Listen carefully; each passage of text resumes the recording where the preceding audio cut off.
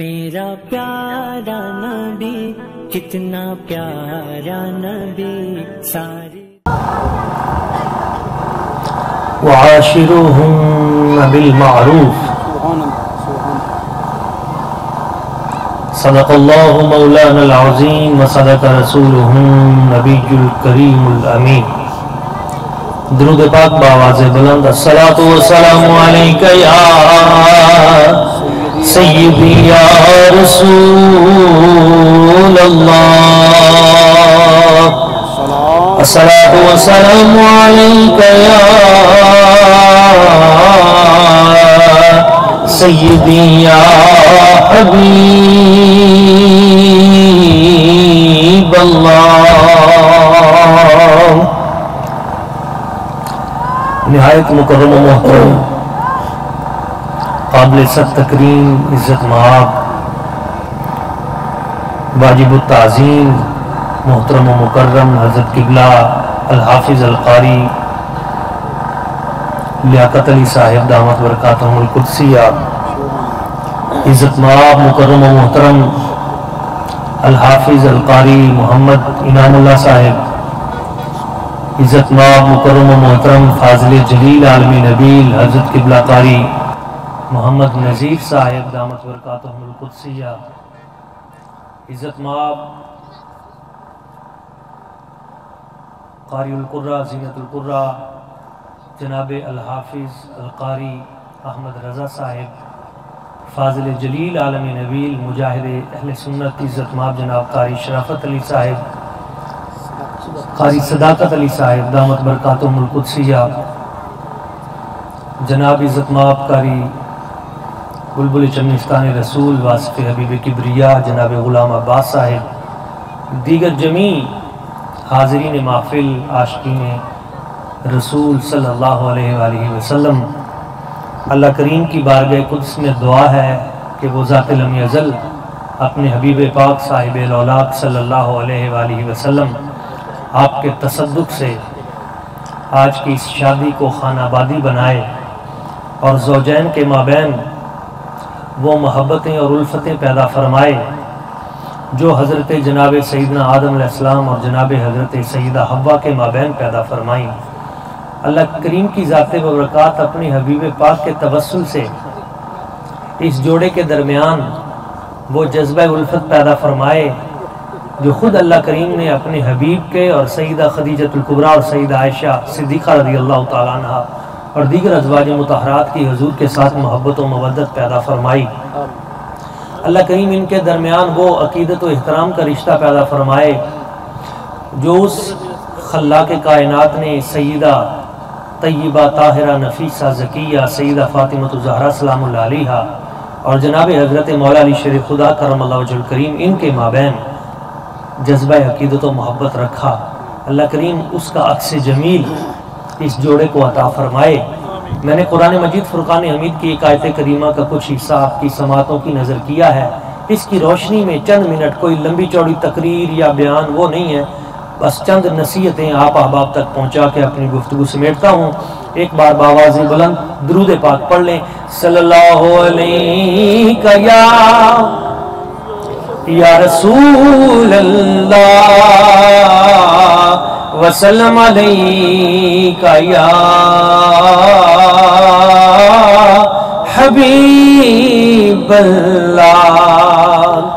یہ خواہش تھی تیرے ہوتے جو پیدا میں ہوا ہوتا،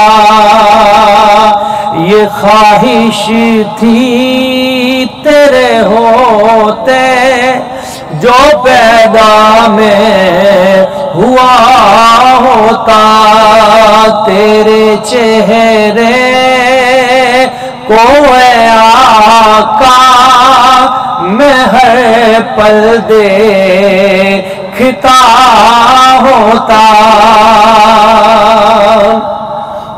فلک پر چاند میں ہوتا اور آپ ہوتے پنگھوڑے میں، آقا فلک پر چاند میں ہوتا اور آپ ہوتے پنگھوڑے میں، جدھر اٹھتی تیری انگلی ادھر میں جھک گیا ہوتا، جدھر اٹھتی تیری انگلی ادھر میں جھک گیا ہوتا۔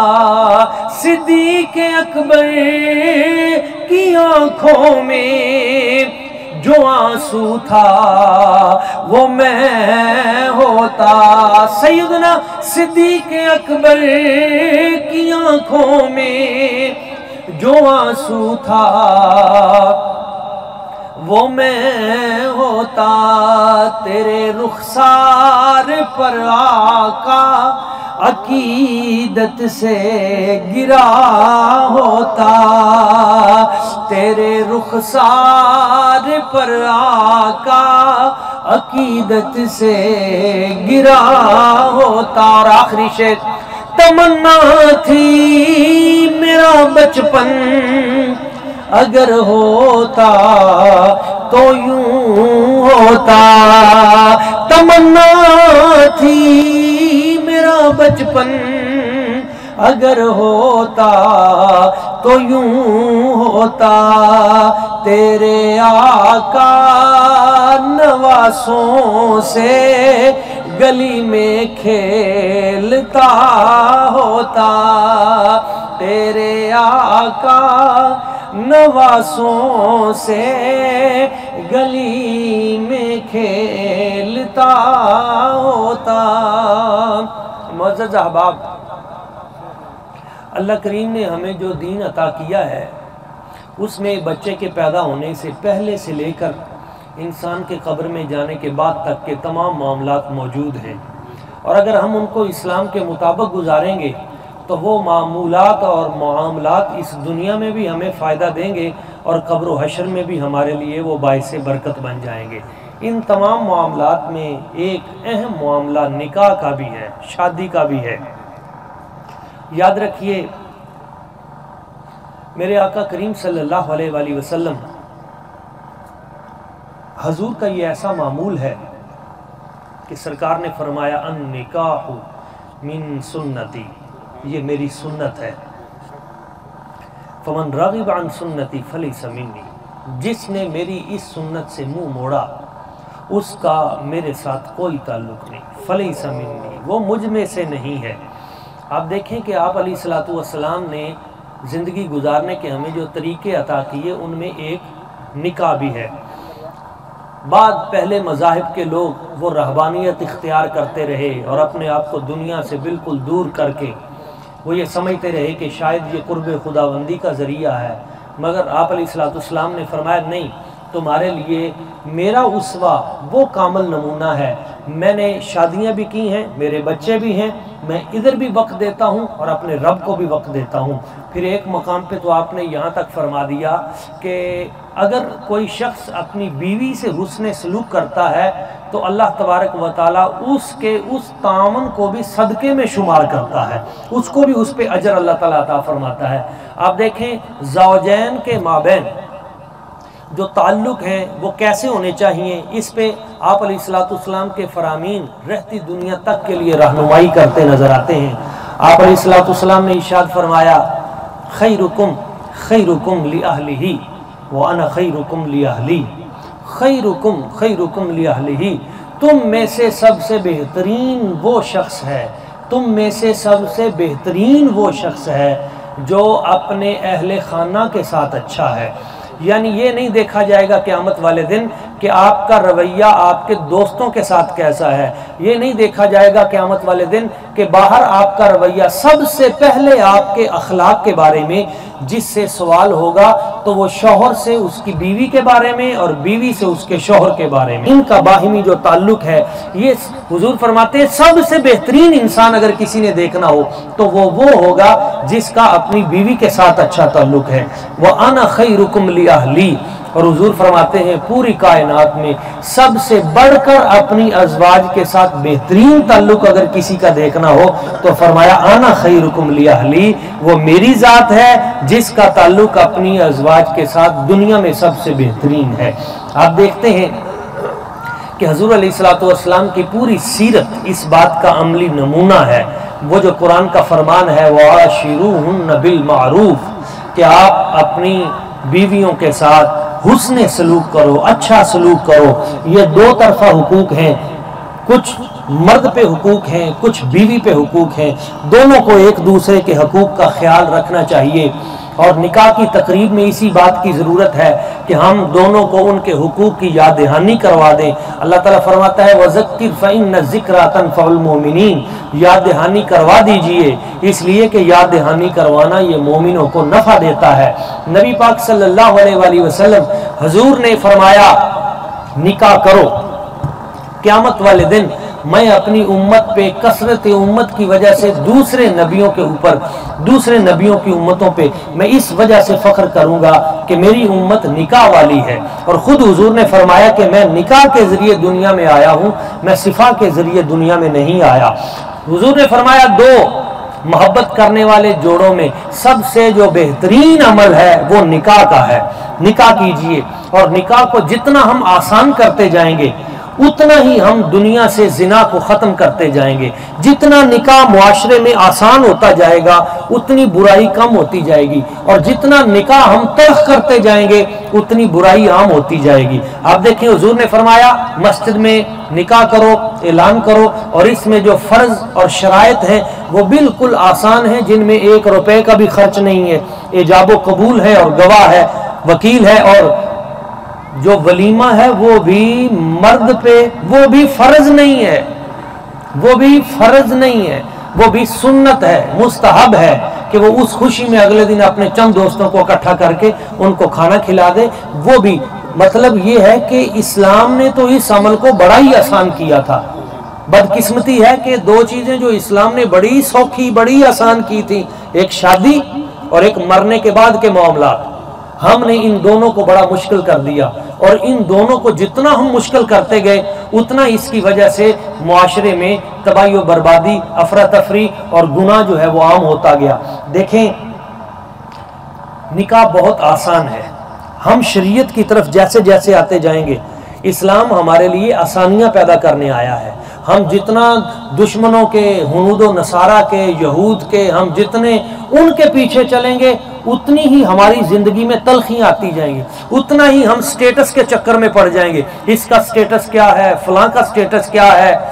آج ہمارے بہت سارے دوست ہیں پروفیسر میرے شعبے کے، میں اپنی بات کرتا ہوں، ڈاکٹر ہیں بڑے بڑے، شادیاں نہیں ہوتی، کیوں؟ سٹیٹس کا چکر ہے۔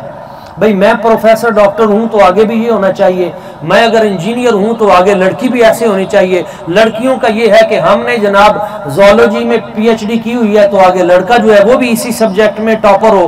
تو جس وقت ہم اس چکر میں پڑ گئے تو نتیجہ کیا نکلا کہ لڑکیاں بھی بوڑھی ہونے لگیں، لڑکے بھی بوڑھے ہونے لگے۔ سٹیٹس کے چکر میں ہم نے نسل نو کو تباہ و برباد کر دیا، اور جو جدید تعلیم تھی اس نے بھی ان کا بیڑا غرق کر دیا۔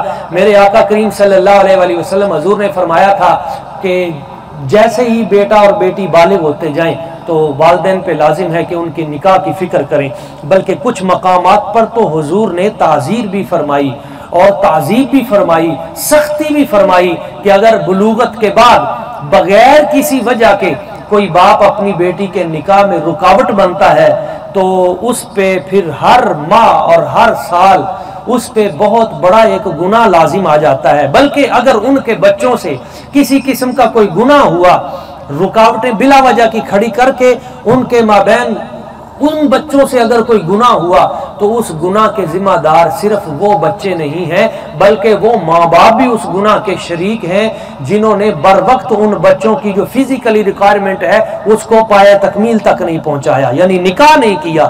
اور اگر کوئی حضور کی سنت کے مطابق عمل کرتا ہے تو پھر اس کے لیے برکت بھی ہے۔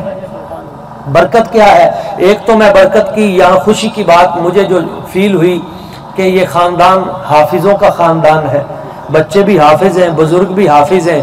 اور پھر آگے سے میں نے جب پوچھا इनाम भाई से, तो ये भी हाफिज हैं। तो ये बरकत मुझे बड़ी अच्छी लगी और अल्लाह करीम की बारगाह में दुआ है कि वो इनसे ऐसे साहिबान इल्म व दानिश और हुफ़ाज़ अल्लाह ताला की ज़ाते बरकतें अता फरमाए जो ता क़यामत इस्लाम का पैगाम दुनिया में आम करते जाएं। देखें मेरे आका करीम सल्लल्लाहु अलैहि वसल्लम ने एक सहाबी रसूल का निकाह एक औरत से इस बुनियाद पे कर दिया था कि उसके पास कुछ भी नहीं था, कुछ भी नहीं था। तो हुजूर ने फरमाया कुछ है? तो उसने कहा हुजूर मुझे चंद कुरान की आयतें हिफ्ज हैं। तो हुजूर ने फरमाया जा उन कुरान की आयतों की वजह से मैं उसी को हक महर बना देता हूँ। तो हिफ्ज कुरान तो बहुत बड़ा दर्जा है, चंद आयतों की बरकत इतनी है। मैं अभी अर्ज कर रहा था कि हदीस पाक मैंने पढ़ी, जिसने अपने बेटे को कुरान पाक नाजरा पढ़ाया, नाजरा, तो हुजूर फरमाते हैं गुफिर लहू मा तक़द्दम मिन ज़ंबिही व मा तअख़्ख़र, अल्लाह करीम उसके उस अमल की वजह से उसके अगले पिछले माँ बाप के सारे गुनाह माफ फरमा देता है और जो उसको हिफ्ज करवा देता है अपने बच्चे को। ये तो मैंने नाजरे की बात की है ना, अगर कोई अपने बच्चे को हाफिज बना देता है तो हुजूर फरमाते हैं कुरान की हर आयत के बदले में अल्लाह ताला माँ बाप को एक जन्नत में दर्जा उनका बुलंद कर देता है। दूसरी आयत हिफ्ज करते हैं तो दूसरा दर्जा, यानी 6236 आयतें हैं कुरान की। तो इसका मतलब क्या हुआ? 6236 दर्जे, और एक दर्जा पता कितना बड़ा है? यानी 500 साल का रास्ता है। एक जन्नत का दर्जा दूसरे दर्जे से 500 साल का रास्ता है। कितना बड़ा मकाम है। अब जिसने अपने बेटे को कुरान हिफ्ज कराया तो वो तो इसी बात पे 6236 दर्जे चढ़ गया ना।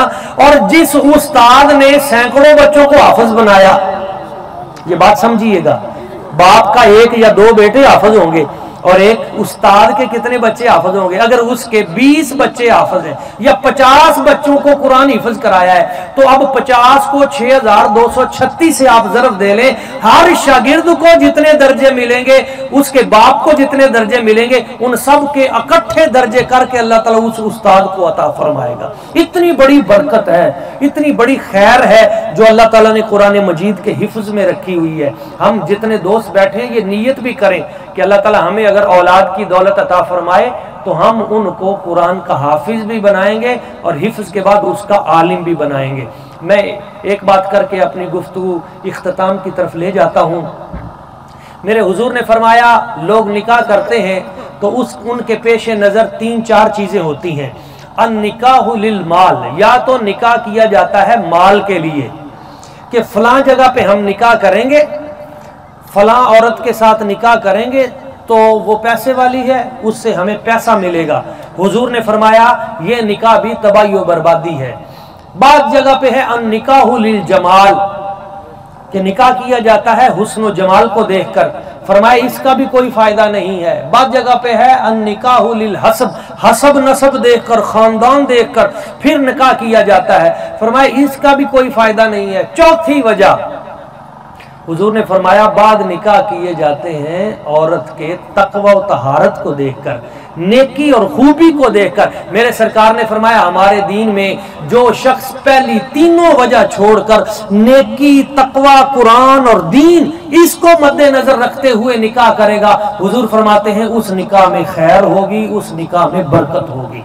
तो हम अपनी जिंदगियों में जब भी स्टेटस बनाएं कि मैंने अपने बेटे या बेटी का निकाह करना है तो मेरा मेयार क्या होना चाहिए? तो हम दूसरों की जमीन पे नजर न रखें, दूसरों के हुस्न और जमाल पे नजर न रखें, दूसरों की बरादरी और जात पात और इस पे नजर न रखें, बल्कि ये देखें पहले दौर में, दौरे सहाबा और ताबीन में लोग मस्जिद में जाते थे, मस्जिद में जाके देखते थे कि मोहल्ले में से कौन सा बच्चा 5 वक्त बाजमात नमाज अदा करता है और कौन सा बच्चा है जो तहज्जुद गुजार भी है। और जब किसी का पूछना चाहते थे कि कौन कैसा है तो इमाम साहब से जाके पूछते थे कि फलां बच्चा कैसा है जी, उसके बारे में हम सोच रहे हैं। मगर आजकल अमूमी तौर पे पूछा जाता है कि बैंक बैलेंस कितना है और जॉब कैसी है और माल कैसा है। इसकी बजाय जब हम तकवा और तहारत को देखेंगे तो मेरा रब उसके तकवा और तहारत की वजह से उन्हें माल भी अता फरमा देगा, उनको बरकत भी अता फरमा देगा। और ये आखिरी पैगाम इमाम गजाली फरमाते हैं कि निकाह को फरोग दें। क्यों? इमाम गजाली फरमाते हैं, ये हदीस पाक उन्होंने बयान की है, हुजूर फरमाते हैं कि निकाह करने वाले शादीशुदा बंदे की 2 रकतें शादी शुदा बंदे की 2 रकतें कवारे के 70 रकतों से ज्यादा अफजल है। तो मैं भाई इनाम साहब को मुबारकबाद भी देता हूं कि अब उनकी 2 रकतें जो हैं वो आज इंशाल्लाह 70 में तब्दील हो जाएंगी। तो आप अहबाब के लिए मैंने एक जगह पे ये बयान किया तो एक नौजवान आए, उनके अब्बा जी आराम कर रहे थे, उनको भी साथ लेके आए और आके मुझे कहने लगे जी वो जो हदीस पाक आपने बयान की है वो मेरे अब्बा जी को भी सुनाए ताकि हमारा भी नेकियों का रेट थोड़ा सा बढ़ जाए। तो 2 रकत नमाजे नफल जो पढ़ते हैं निकाह की बरकत से अल्लाह ताला उसमें 70 गुना इजाफा क्यों कर देता है? इसलिए कि वो हदीस पाक है। हुजूर फरमाते हैं निकाह से बंदे का ईमान मुकम्मल होता है और निस्फुल ईमान, हुजूर फरमाते हैं निकाह बंदे का आधा ईमान है, आधा ईमान निकाह में है, इसलिए कि उसकी नजर पाकीज़ा हो जाती है और अल्लाह ताला उसको दौलत तकवा अता फरमाता है। और एक हदीस पाक में ये भी है, ये हजरत ख्वाजा मोइनुद्दीन चिश्ती अजमेरी रहमहुल्लाह आप फरमाते हैं बाद अज़ निकाह जब भी दूल्हा और दुल्हन वुजू करते हैं तो वुजू की बरकत से, गुस्ल की बरकत से जो कतरे गिरते हैं तो अल्लाह ताला हर कतरे के बदले एक फरिश्ता पैदा फरमा देता है जो ता क़याम क़यामत उन ज़ौजैन के लिए दुआए मग़फ़िरत करता रहता है। तो इसके जहाँ पे जिस्मानी फ़वाइद हैं वहाँ इसके रूहानी पहलू भी हैं जिनसे अल्लाह ताला नस्ल नौ की आगे तौलीद और आगे सिलसिला जारी करता है, सिलसिला खैर जारी रखता है, जो बाद में अपने आबाओ अजदाद के लिए दुआ गो रहते हैं और अल्लाह ताला उनकी नेकियों की बरकतें भी अपने माँ बाप को अता फरमाता रहता है। मुअज़्ज़ज़ अहबाब, मेरे आका करीम सल्लल्लाहु अलैहि वसल्लम हजूर की हर सुन्नत में खैर है और सरकार ने उस दौर में जो बात फरमाई, तेरी नजर खार ज़ारे शब में गुलाब तहरीर कर चुकी थी, उजाड़ नींदों के ख्वाब में इनकिलाब तहरीर कर चुकी थी, मैं तकब्बुर व गुरूर को छोड़ दें, शैतान इस वजह से तब इस्तकबरा वकान मिनल काफिरीन, निकाह पे फख्र व मुबाहात इसको छोड़ दें। और ये जो हमारे देहातों में रिवाज होता है कि जनाब ऐलान किया जाता है कि फलां की आज शादी है, निकाह है तो उसके जहेज का सामान देख लें, फलां की बरी है तो तमाम बीबियां आके कपड़े देख लें, तो ये दिखाना बंद कर दें। आप किन को दिखाते हैं? पूरे शहर मोहल्ले को इकट्ठा करके बरादरी को माँ जब दिखाती है और सालियाँ और बेटियां दिखाती हैं कि ये चीज़ इतने सूट और हर सूट के ऊपर ये चीज़ें लगी हुई हैं और ये सेट है, ये सोना है, ये फलां फलां है, तो वहाँ गरीब बच्चियाँ भी आती हैं, वो भी आती हैं जिनके बाप सर पर नहीं होते, जिनका कोई कमाने वाला नहीं होता। आपको क्या खबर कि उनका वहाँ से अपने घर तक वापस अपने कदमों पे जाना कितना मुश्किल हो जाता है, जिनका कोई। तो ये ना करें, एक दूसरे को ना दिखाएं। जिन्होंने कपड़े पहने उनको पता चल जाएगा, आप उनको दे दें, ठीक है, उनको पता चल जाएगा। एक दूसरे पे इजहार और फख्र न करें, इससे बचें, इन चीज़ों को आसान करें। अल्लाह करीम की बारगाह कुद्स में दुआ है कि वो हमें हजरत बाबा फरीदुद्दीन मसूद गंज शकर रहमतुल्लाह ताला अलैह आपके इस जुमले पे अमल करने की तौफीक दे। जब आपको बाबा फरीद साहब आपने कैंची किसी ने तोहफे में पेश की ना, बाबा जी ये बड़े अच्छे लोहे की कैंची है, आप कबूल फरमाएं, तो बाबा जी ने फरमाया मुझे कैंची ना दें, मुझे सुई दें। क्यों? फरमाया कैंची का काम काटना है, सुई का काम जोड़ना है, फकीरों का काम जोड़ना है, फकीरों का काम तोड़ना नहीं है। खुदा के लिए जोड़ने वाले बन जाएं, आपस में जोड़ने वाले। वक्त तो अब पूरा हो गया है, मुझे एक बात याद आ गई, मैं सुना देता हूँ। ये जो जोड़ने वाले लोग होते हैं ना, अल्लाह इनको कभी भी रुसवा नहीं होने देता, अल्लाह इनके लिए खैर से इतनी बरकतें नाज़िल फरमाता है। एक दिन हुजूर की मजलिस पाक लगी हुई थी, सहाबा कराम बैठे थे, मस्जिद नबी भरी हुई है, तो एक बंदा आखिर में आके बैठा। जब वो बैठा, ये मेरी बाकी तकरीर अगरचे भूल जाना, ये बात ना भूलना, एक बंदा आखिर में आके बैठा तो हुजूर ने फरमाया भाई मेरी मजलिस में जो बंदा रिश्ता तोड़ के आया है ना वो निकल जाए।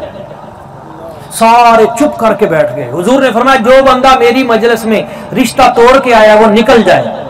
जब तीसरी मर्तबा हुजूर ने फरमाया ना जो रिश्ता तोड़ के आया मेरी मजलिस से निकल जाए वरना मैं उसे निकाल दूंगा नाम लेकर, तो एक बंदा जो बैठा था आके चुप करके निकल गया। थोड़ी देर के बाद आया, फिर आके जब बैठा तो हुजूर ने फरमाया अब वहां ना बैठ, अब मेरे पास आ जा। हुजूर के करीब आया, सरकार ने फरमाया अब इनको बता भी हुआ क्या है।